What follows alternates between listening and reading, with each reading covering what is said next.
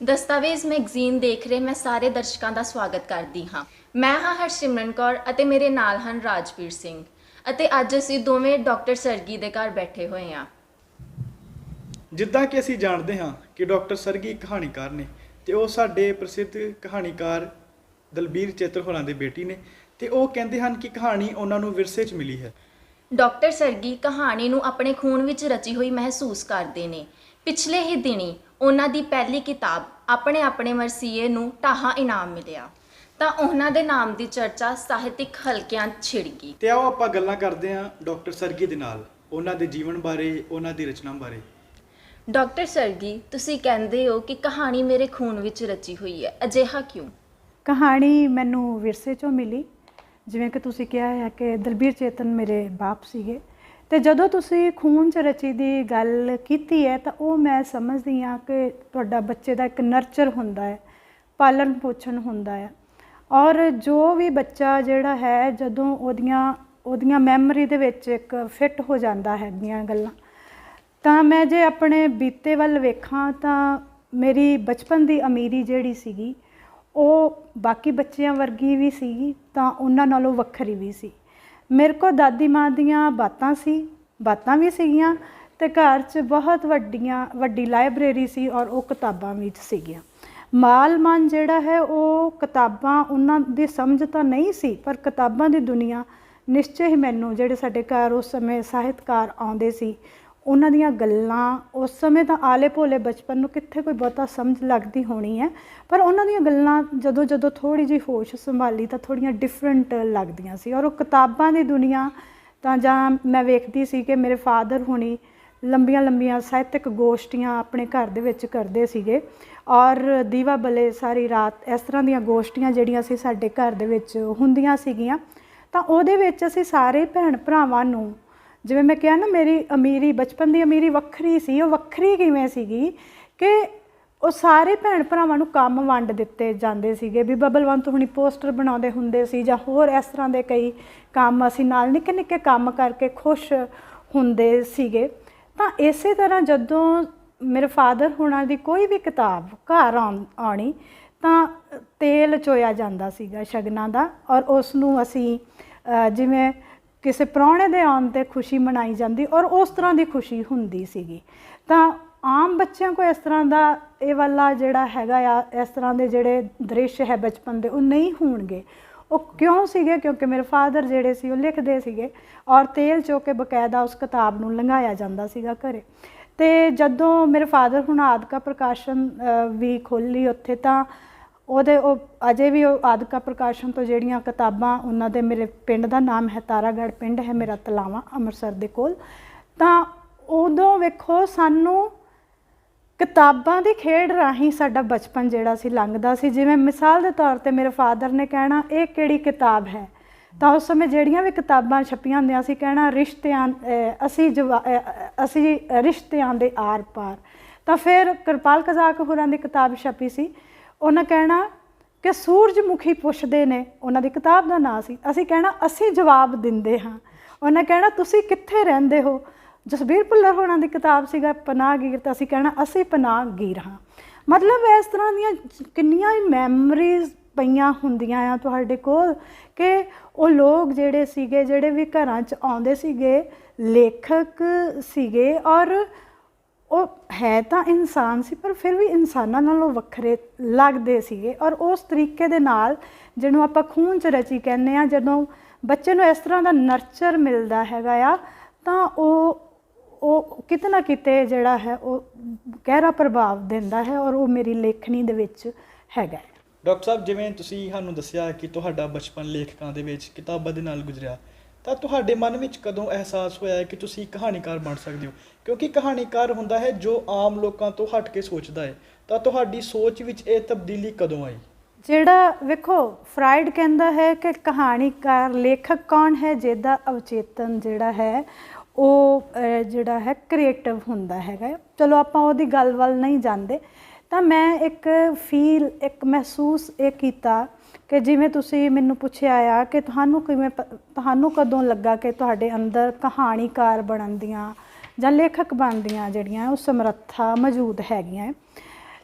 ਤਾਂ ਇਹ ਮੈਂ ਪਹਿਲਾਂ ਜਦੋਂ ਮੇਰੇ ਫਾਦਰ ਜਿਉਂਦੇ ਸੀਗੇ ਤਾਂ ਮੈਂ ਕਦੀ ਕਦਾਈ ਕਵਿਤਾ ਲਿਖ ਲੈਂਦੀ ਸੀਗੀ, ਔਰ ਉਹਨਾਂ ਦੇ ਜਦੋਂ ਸੀਗੇ ਤਾਂ ਇੱਕ ਕਹਾਣੀ ਸ਼ਾਇਦ ਮੈਂ ਲਿਖੀ, ਤਾਂ ਉਹਨਾਂ ਨੇ ਕਿਹਾ ਕਿ ਤੇਰਾ ਮੁਹਾਵਰਾ ਚੰਗਾ ਹੈ। ਇਸ ਤੋਂ ਬਾਅਦ ਬਹੁਤ ਕਈ ਕੁਝ ਖਤਮ, ਜਾਂ ਮੈਂ ਨਹੀਂ ਲਿਖ ਪਾਈ, ਬੱਚੇ ਛੋਟੇ ਸੀਗੇ, ਵਿਆਹ ਹੋ ਜਾਂਦਾ ਹੈ ਤਾਂ ਤੁਸੀਂ ਉਸ ਤਰੀਕੇ ਨਾਲ ਬਿਜ਼ੀ ਹੋ ਜਾਂਦੇ ਹੋ। ਤਾਂ ਫਿਰ ਕੀ ਹੁੰਦਾ ਹੈ ਕਿ ਮੇਰੇ ਫਾਦਰ ਜਿਹੜੇ ਸੀ 2004 ਦੇ ਵਿੱਚ ਉਹਨਾਂ ਦੀ ਡੈਥ ਹੋ ਜਾਂਦੀ ਹੈ। ਤਾਂ ਜ਼ਿੰਦਗੀ 'ਚ ਸਭ ਤੋਂ ਜ਼ਿਆਦਾ ਜਿਹੜਾ ਮੋਹ ਹੈ ਮੈਂ ਆਪਣੇ ਬਾਪ ਨੂੰ ਕੀਤਾ। ਤਾਂ ਬਹੁਤ ਕੁਝ ਸੀਗਾ ਉਸ ਸਮੇਂ ਜੋ ਮੇਰੇ ਅੰਦਰ ਸੀਗਾ ਕਿ ਤੁਹਾਨੂੰ ਹੋਰ ਤਰ੍ਹਾਂ ਦਾ, ਤੁਹਾਨੂੰ ਉਹ ਦੁਨੀਆ ਜਿਹੜੀ ਹੈ ਡਿਫਰੈਂਟ ਲੱਗਦੀ ਹੈ, ਕੋਈ ਤੁਸੀਂ ਲੱਭਦੇ ਹੋ ਕਿ ਮੇਰਾ ਆਪਣਾ ਪਿਆਰਾ ਕੋਈ ਵਿਛੜ ਗਿਆ ਹੈ। ਤਾਂ ਉਸ ਰਿੱਝ ਪੱਕ ਨੇ ਮੈਨੂੰ ਐਂ ਲੱਗਦਾ ਸੀਗਾ ਕਿ ਜੇ ਮੈਂ ਨਹੀਂ ਲਿਖੂੰਗੀ ਤਾਂ ਮੈਂ ਬੰਦਾ ਪਾਗਲ ਹੋਣ ਦੀ ਹੱਦ ਤੱਕ ਜਾਂਦਾ ਹੈ। ਤਾਂ ਮੈਨੂੰ ਐਂ ਲੱਗਦਾ ਸੀਗਾ ਕਿ ਜੇ ਮੈਂ ਨਹੀਂ ਲਿਖੂੰਗੀ ਤਾਂ ਮੇਰਾ ਜਿਹੜਾ ਇੱਕ ਮਨ ਜਿਹੜਾ ਹੈ ਉਹ ਹੌਲਾ ਨਹੀਂ ਹੋਊਗਾ। ਤਾਂ ਫਿਰ ਉਹਨਾਂ ਹੀ ਟਾਈਮ ਦੇ ਵਿੱਚ ਮੈਂ ਲਿਖਣਾ ਜਿਹੜਾ ਹੈ ਉਹ ਸ਼ੁਰੂ ਕੀਤਾ। ਤਾਂ ਫਿਰ ਜਦੋਂ ਮੈਂ ਪਹਿਲੀ ਕਹਾਣੀ ਲਿਖੀ, ਮੈਂ 2003-04 ਦੇ ਵਿੱਚ ਪਹਿਲੀ ਕਹਾਣੀ ਲਿਖੀ, ਔਰ 2008 ਦੇ ਵਿੱਚ ਡਾਕਟਰ ਰਜਨੀਸ਼ ਹੋਰਾਂ ਨੇ ਮੈਨੂੰ ਫੋਨ ਕੀਤਾ ਕਿ ਜਾ ਰਹੇ ਹਾਂ ਡਲਹੌਜ਼ੀ ਕਿ ਤੁਹਾਡੇ ਕੋਲ ਕੋਈ ਕਹਾਣੀ ਹੈ। ਤਾਂ ਉਸ ਤਰੀਕੇ ਦੇ ਨਾਲ ਮੇਰਾ ਸਾਹਿਤਕ ਜਿਹੜਾ ਸਫ਼ਰ ਹੈਗਾ ਆ ਸ਼ੁਰੂ ਹੋ ਗਿਆ। ਤਾਂ ਬਹੁਤ ਕੁਝ ਸਾਡੇ ਅੰਦਰ ਹੀ ਹੁੰਦਾ ਹੈ, ਔਰ ਟਾਈਮ ਪੈਣ 'ਤੇ ਉਹ ਵਿਸਫੋਟ ਹੋ ਕੇ ਬਾਹਰ ਆਉਣ ਲੱਗਦਾ ਹੈ। ਤਾਂ ਮੇਰੇ ਨਾਲ ਵੀ ਇਸ ਤਰ੍ਹਾਂ ਹੀ ਹੋਇਆ। ਉਹ ਜਿਹੜੇ ਅੰਦਰ ਮੇਰੇ ਬਹੁਤ ਕੁਝ ਰਿੱਝ ਪੱਕ ਰਿਹਾ ਸੀ ਉਹ ਅੱਖਰਾਂ ਰਾਹੀਂ ਬਾਹਰ ਨਿਕਲਣ ਲੱਗਾ। ਤਾਂ ਮੈਂ ਆਪਣੇ ਆਪ ਨੂੰ ਸਹਿਜ ਵੀ ਮਹਿਸੂਸ ਕੀਤਾ।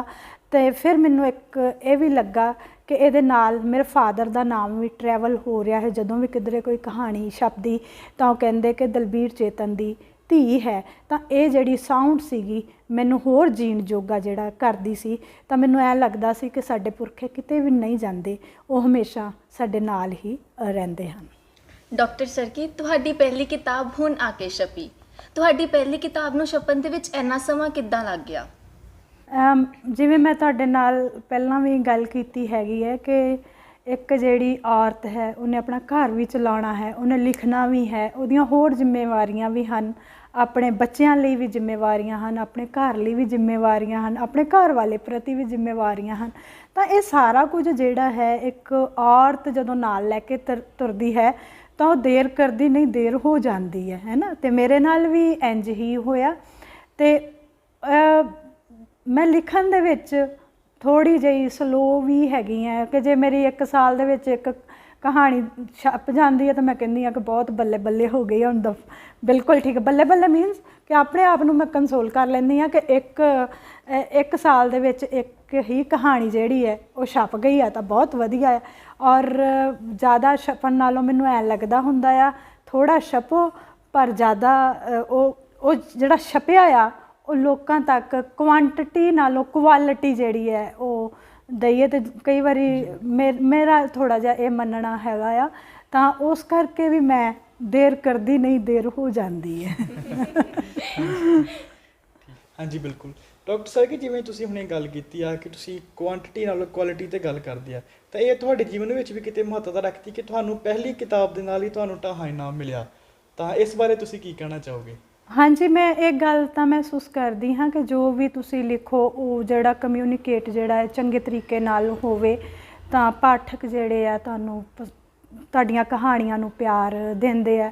ਪਰ ਮੈਨੂੰ ਨਹੀਂ ਸੀ ਪਤਾ ਐਵੇਂ ਦਾ ਪਿਆਰ ਜਿਹੜਾ ਹੈ ਮੈਨੂੰ ਢਾਹਾਂ ਦੇ ਰੂਪ ਵਿੱਚ ਜਾਂ ਇਨਾਮ ਦੇ ਰੂਪ ਵਿੱਚ ਮਿਲੇਗਾ। ਕਿਉਂਕਿ ਕੋਈ ਵੀ ਲੇਖਕ ਜਦੋਂ ਲਿਖਦਾ ਹੈ ਤਾਂ ਉਹ ਸਿਰਫ ਆਪਣੇ ਅੰਦਰ ਜਿਹੜਾ ਉਹਦੇ ਅੰਦਰ ਕੋਈ ਵੀ ਸੁਸਾਇਟੀ ਜਿਹੜਾ ਹੈ, ਸਮਾਜ ਜਿਹੜਾ ਹੈ, ਉਹਦੀਆਂ ਜਿਹੜੀਆਂ ਤਲਖ ਹਕੀਕਤਾਂ ਹਨ ਉਹ ਝਰੀਟਾਂ ਪਾ ਜਾਂਦੀਆਂ ਹਨ ਤਾਂ ਉਹ ਲਿਖਣ ਬੈਠ ਜਾਂਦਾ ਹੈਗਾ ਆ।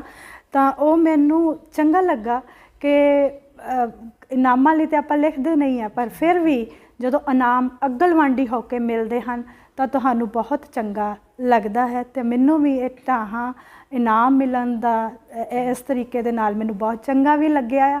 ਔਰ ਮੈਨੂੰ ਲੱਗਦਾ ਆ ਕਿ ਕੋਈ ਵੀ ਲੇਖਕ, ਬਾਕੀ ਹਰ ਇੱਕ ਦਾ ਆਪੋ ਆਪਣਾ ਹੈਗਾ ਆ, ਕਈਆਂ ਨੂੰ ਕੁਆਲਿਟੀ 'ਚ ਲਿਖਣਾ ਚੰਗਾ ਲੱਗਦਾ, ਹੋ ਸਕਦਾ ਉਹ ਕੁਆਂਟਿਟੀ ਵੀ ਉਹਨਾਂ ਦੀ ਚੰਗੀ ਹੋਵੇ, ਪਰ ਮੇਰੀ ਆਪਣੀ ਸਮਰੱਥਾ ਹੈ ਕਿ ਮੈਂ ਹੌਲੀ ਹੌਲੀ ਲਿਖਦੀ ਹੈਗੀ ਹੈ।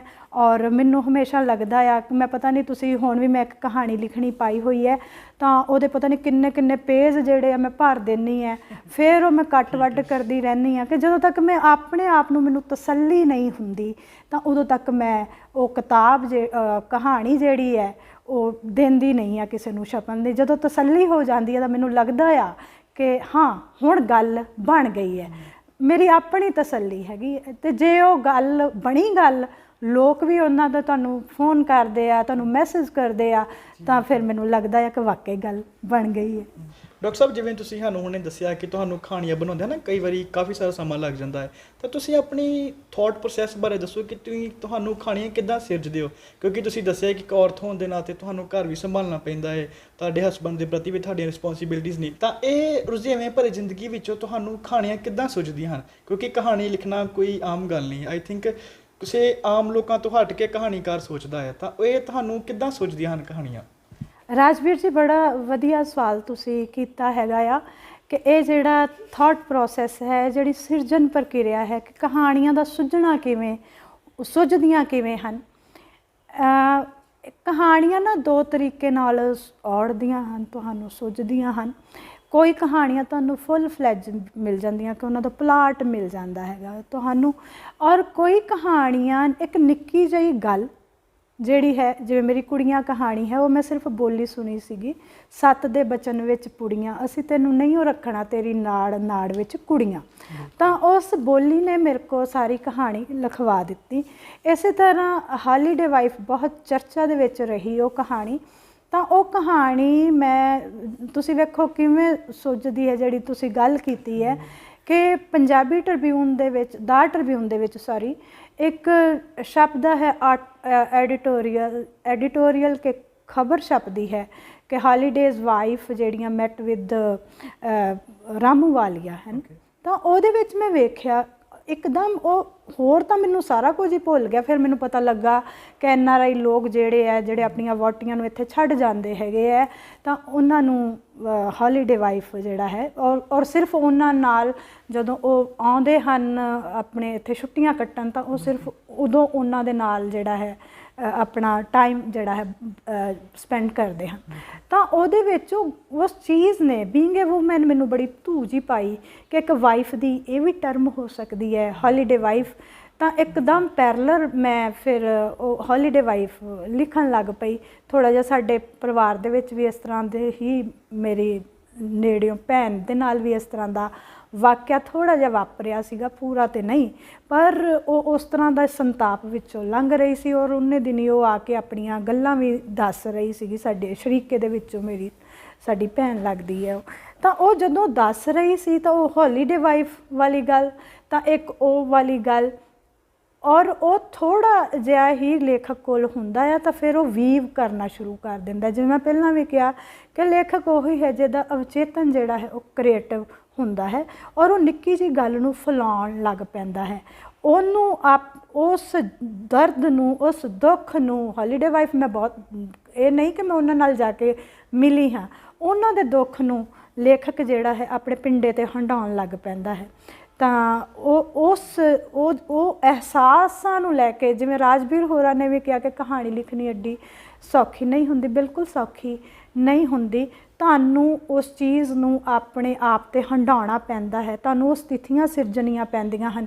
ਕਈ ਵਾਰੀ ਸਥਿਤੀਆਂ ਜਿਹੜੀਆਂ ਬਾਕਮਾਲ ਸਿਰਜੀਆਂ ਜਾਂਦੀਆਂ ਹਨ ਤਾਂ ਕਹਾਣੀ ਵੀ ਬਾਕਮਾਲ ਹੋ ਜਾਂਦੀ, ਉਹੋ ਜਿਹੇ ਪਾਤਰ ਬੋਲਦੇ ਹਨ। ਤਾਂ ਕਈ ਵਾਰੀ ਉਹ ਸਥਿਤੀਆਂ ਲੇਖਕ ਦੇ ਹੱਥ ਵੱਸ ਬਹੁਤੀਆਂ ਨਹੀਂ ਰਹਿੰਦੀਆਂ ਤਾਂ ਕਹਾਣੀ ਜਿਹੜੀ ਆ ਕਮਾਲ ਵੀ ਨਹੀਂ ਰਹਿੰਦੀ। ਤਾਂ ਇਹ ਸਾਰਾ ਕੁਝ ਜਿਹੜਾ ਹੈ ਉਹ ਇਹੀ ਹੈ ਕਿ ਤੁਸੀਂ ਉਸ ਸ਼ਿੱਦਤ ਨੂੰ, ਤੁਸੀਂ ਉਸ ਦੁੱਖ ਨੂੰ, ਤੁਸੀਂ ਉਸ ਪੀੜ ਨੂੰ ਕਿੰਨਾ ਕੁ ਲੇਖਕ ਨੇ ਆਪਣੇ 'ਤੇ ਹੰਢਾ ਲਿਆ, ਤਾਂ ਉਹ ਸਾਰਾ ਕੁਝ ਜਿੰਨੀ ਉਹ ਸ਼ਿੱਦਤ ਨਾਲ ਫੀਲ ਕਰਦਾ ਹੈ, ਮਹਿਸੂਸ ਕਰਦਾ ਹੈ, ਆਪਣੇ ਪਾਤਰਾਂ ਨਾਲ ਗੱਲਾਂ ਕਰਦਾ ਹੈ, ਆਪਣੇ ਪਾਤਰਾਂ ਨੂੰ ਟਾਈਮ ਦਿੰਦਾ ਹੈ, ਤਾਂ ਓਨੀ ਹੀ ਉਹ ਮੈਨੂੰ ਲੱਗਦਾ ਹੈ, ਜੋ ਮੈਂ ਆਪ ਫੀਲ ਕਰਦੀ ਹੈਗੀ ਹਾਂ, ਓਨੀ ਹੀ ਉਹ ਸੋਹਣੀ ਕਹਾਣੀ ਜਿਹੜੀ ਹੈ ਉਹ ਲਿਖ ਸਕਦਾ ਹੈ ਲੇਖਕ ਜਿਹੜਾ। ਡਾਕਟਰ ਸਰਗੀ, ਜਿਵੇਂ ਤੁਸੀਂ ਦੱਸਿਆ ਕਿ ਤੁਸੀਂ ਪਹਿਲਾਂ ਕੁੜੀਆਂ ਦੇ ਬਾਰੇ ਲਿਖਿਆ, ਫਿਰ ਉਸ ਤੋਂ ਬਾਅਦ ਤੁਸੀਂ ਹੌਲੀਡੇ ਵਾਈਫ ਤੇ ਲਿਖਿਆ। ਇਹ ਤਾਂ ਸਾਡੇ ਕੋਲ ਫੈਮਿਨਿਜ਼ਮ ਵਾਲੀ ਗੱਲ ਆ ਜਾਂਦੀ ਹੈ। ਤੁਸੀਂ ਫੈਮਿਨਿਜ਼ਮ ਬਾਰੇ ਲਿਖਣਾ ਜ਼ਿਆਦਾ ਪਸੰਦ ਕਰਦੇ ਹੋ ਜਾਂ ਫਿਰ ਹੋਰ ਵੀ ਵਿਸ਼ਿਆਂ ਬਾਰੇ ਲਿਖਣਾ ਪਸੰਦ ਕਰਦੇ ਹੋ? ਹਾਂ ਹਰਸਿਮਰਨ, ਬੜਾ ਤੁਸੀਂ ਵਧੀਆ ਜਿਹੜਾ ਹੈ ਨੁਕਤਾ ਜਿਹੜਾ ਹੈ ਉਹ ਉਠਾਇਆ ਹੈ। ਤਾਂ ਇਹਦੇ ਵਿੱਚ ਮੈਂ ਗੱਲ ਭਾਵੇਂ ਸਿਰਫ ਕੁੜੀਆਂ ਤੇ ਹੌਲੀਡੇ ਵਾਈਫ ਬਾਰੇ ਕੀਤੀ ਹੈਗੀ ਹੈ, ਮੇਰੀਆਂ ਹੋਰ ਵੀ ਕਹਾਣੀਆਂ ਹਨ।